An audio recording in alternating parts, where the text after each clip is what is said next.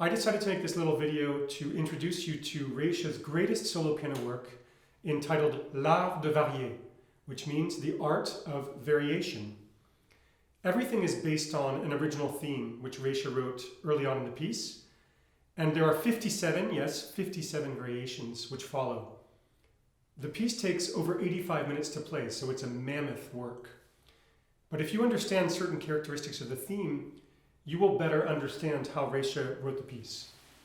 So the theme starts with a very simple tune.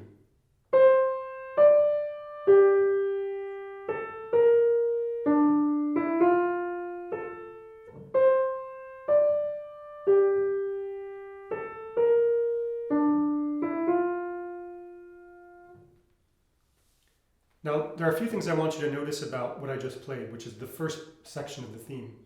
First of all, there are always the same kind of intervals or steps. So you have a small step, a jump, step, step, jump. Step, step, jump. And these intervals are the raw materials which Reicha will use for the entire 87-minute piece. The second thing I want you to notice is something that happens at the very end of that first phrase, a dotted rhythm, da, da, da. That tiny kernel is going to be something that he will use to vary as a theme in and of itself later on in certain variations. The last thing I want you to notice is something a little bit more subtle, and if you're not familiar with Reicha's life story, you might not be tuned into it. But Reicha was a professor of fugue and counterpoint at the Paris Conservatory for many years. His students included Berlioz, Liszt, Franck, Gounod, and others. And in fugues, normally you have one voice and then another voice joins in which imitates the first one, like this.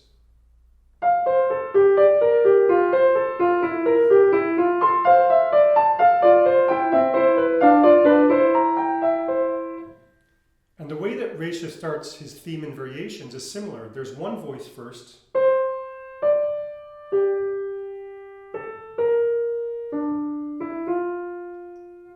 now two voices.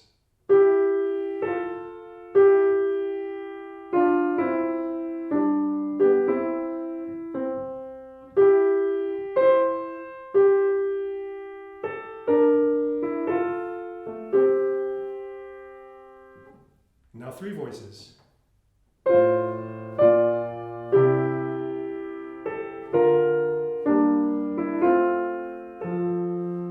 And finally, four voices.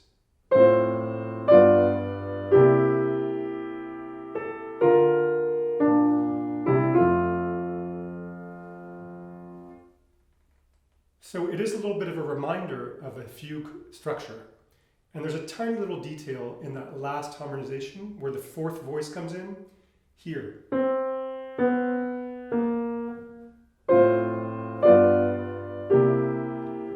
It's very subtle, you can barely hear it, but that chromaticism is something new in the theme, which again, he will use as a theme in itself, which will come back in certain variations. Whereas the rest of the theme has regular diatonic intervals, all within the scale.